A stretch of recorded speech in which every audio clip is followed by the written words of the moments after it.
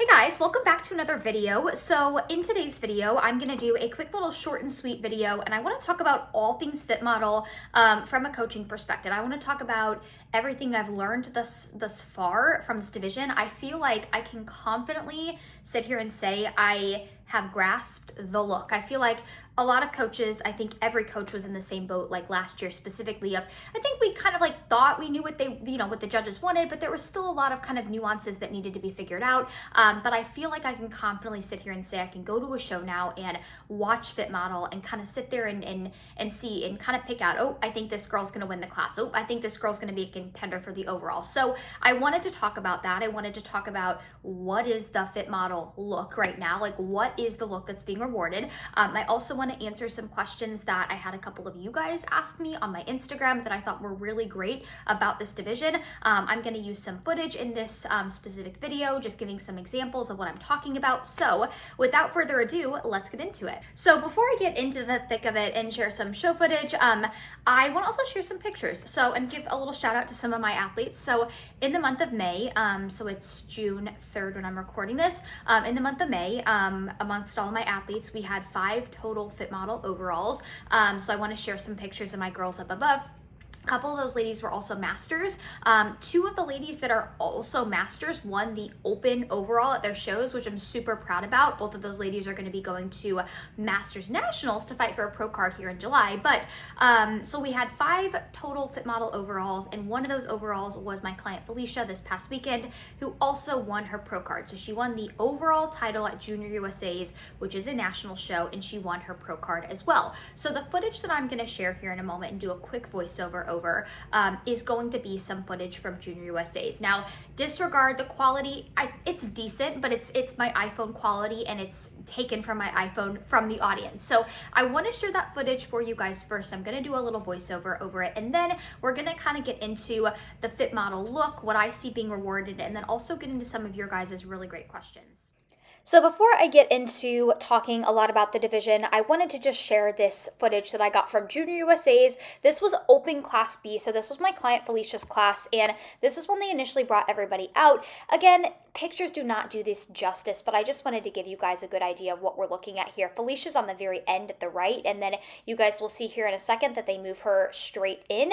But this is where they were doing comparisons, and I just want you guys to watch like the posing and the fluidity of each of these ladies, because I'm going to talk a little bit more about that here in a sec. So just notice like the fluidity of some of these girls and how they walk and their confidence, and also take notice of the shape in their front pose, the small waistline.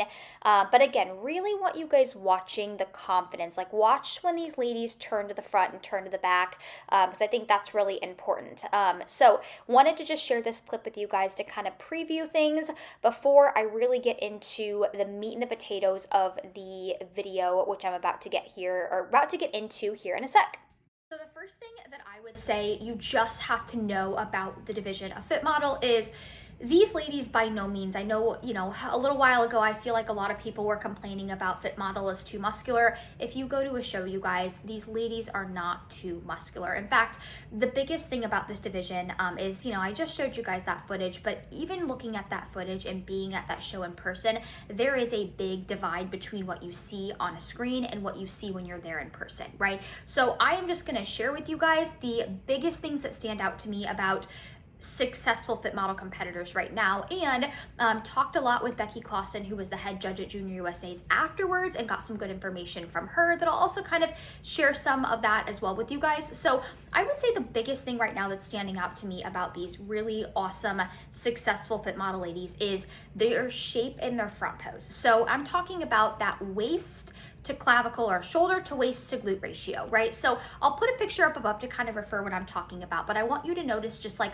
the immense hourglass shape, the tiny waistline, the wide upper body, the wide, not wide, but the width down below, like that hourglass shape and that tiny waistline is super, super important in fit model from what I'm seeing. I would say that most of the girls right now that are winning, they have this just like crazy shape in the front pose. And a lot of it also comes down to posing and knowing your angles. Not everybody's gonna have to pose the same way for this division. This is why I would highly recommend working with a posing coach, or at least like for example, me, I pose all of my own athletes, working with somebody that knows the division, so that way your posing enhances your shape and your physique. And that leads me to the next thing, guys. Posing is so freaking important in this division. Talking to head judge Becky Clausen after Junior USA's and getting feedback, that is one of the things. Like she told, she told us specifically, like, posing is so important in this division. She really honed in on the word model in this division, and how, it's important not to say you need to look like a runway model to be successful in this division. But my point is, don't skimp on your posing. If you're getting into this division and you're just focusing on the physique and thinking, okay, I'll get on stage with a good physique, you are going to probably be outplaced by a girl that took the time to focus on her posing, her fluidity. When I see a girl stepping on stage and she's just got that poise and that fluidity, that draws me into wanting to look at her. And then you look at their physique. And that's exactly what head judge Becky said. She said, we notice the it factor, the presentation first, and as judges, that's what draws us into looking at the athlete and then therefore judging their physique. Now, when it comes to the glutes, what I'm seeing here in the back pose is you do have to have glute muscle. You can't just have no muscle in general in your glutes, but they're not going for bikini glutes by any means. They're not going for harsh tie-ins either. I saw a couple girls this past weekend at Junior USA's that did have glute hamstring tie-ins. So where you see the glute inserting into the hamstring. And in fact, I know a couple of those girls and their feedback was, you're too lean, right? So the judges don't and are really not rewarding that harsh glute hamstring tie-in right now. Now they want to see a hint of it. It's almost like they want to see a little bit of a shadowing of it, but they don't want to see that harsh glute hamstring tie-in. You need to have enough glute muscle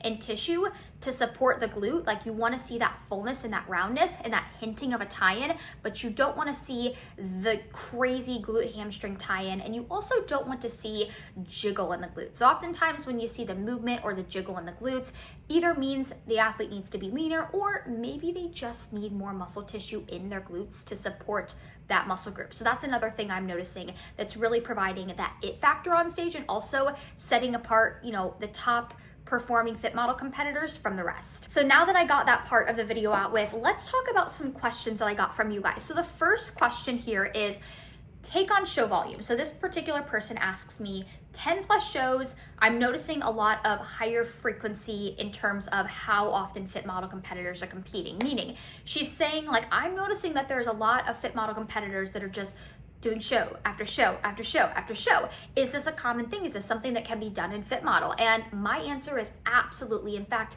I had a conversation with my athlete Felicia, the one who just won her pro card.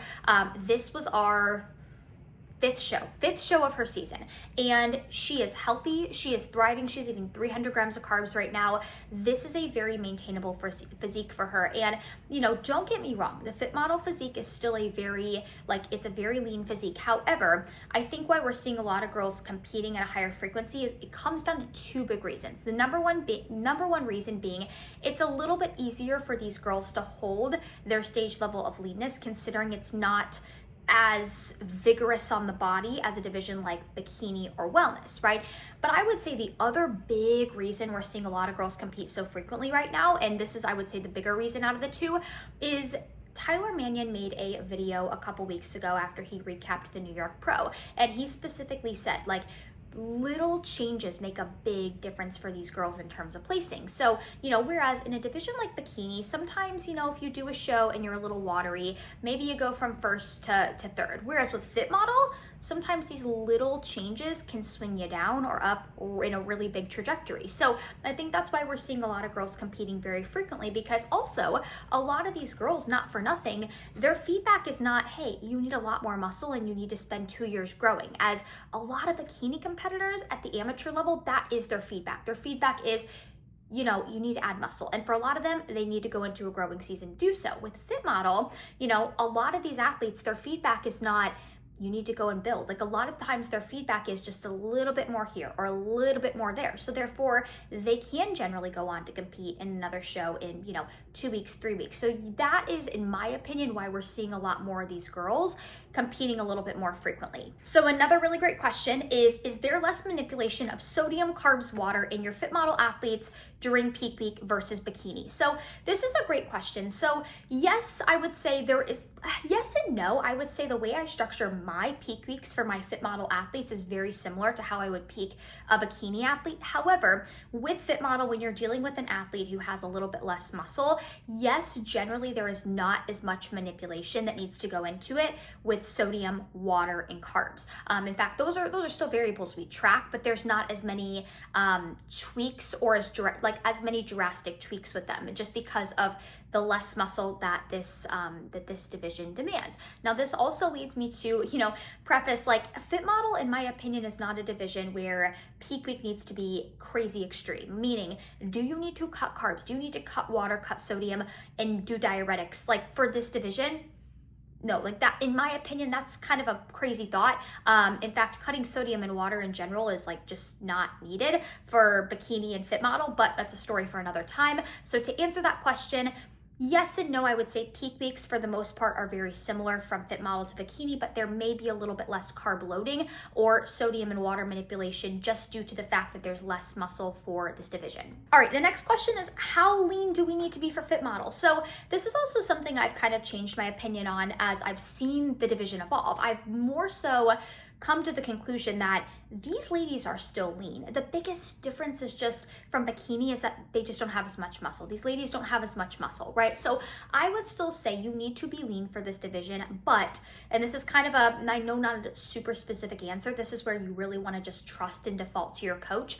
But I would say if you're going to be too lean for this division, if you're seeing too many, like if you're seeing striations, or like I said, if you're seeing a glute hamstring separation, like in your tie-in, if you're seeing too much vascularity in veins, that's when I'd say you are technically too lean for this division, but you do still need to be pretty lean for this division. And then the final two questions, this one is, how often should I practice my posing? How many times with a coach? So this is a great question. I'll leave it at this. My clients thus far that have placed very well in fit model, I can take Felicia, for example. I can take my other ladies, one of my clients that's won 2 overalls in our first 2 shows we've done together in fit model. They practice their posing so much. One of them has a separate posing coach that she works with all the time. Felicia is always sending me posing videos. I would say the best competitors out there right now are taking their posing very seriously, taking it just as seriously as going into the gym and training. Because like I said, having that it factor, having that poise, having that fluidity is so captivating in this division.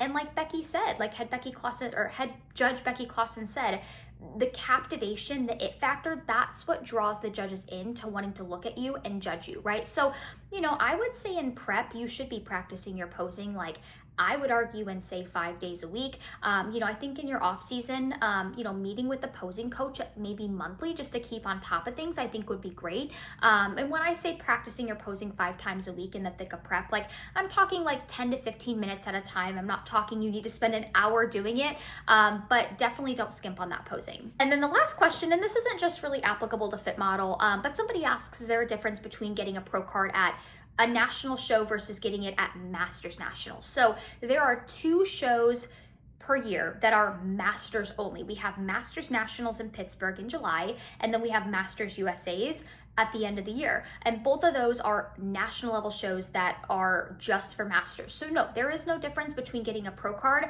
as a master athlete versus a non-master athlete. Do I think in fit model it is advantageous to take advantage of going to a Masters national show if you are a Masters? Absolutely. If you are 35 and up and you are wanting to get a pro card in this division, I would absolutely recommend capitalizing and taking advantage of being able to go to a Masters national show to do so. So that wraps up the questions that I got from you guys. And as I mentioned, I kind of wanted to make this video short, sweet, straight to the point, no fluff. So wanted to get this out soon for you guys as well. And also, by the time this comes out, probably within a day or 2, I will have my full Junior USA's vlog up. but I wanted to get this up in the meantime. And hopefully this is a very helpful video for some of you guys that are interested in Fit Model or competing in Fit Model. As always, you can shoot me a message on my Instagram. My coaching application is below in the description box. If you guys need anything, let me know. But have a great rest of your guys' day wherever you're at in the world, and I will catch you guys in my next video.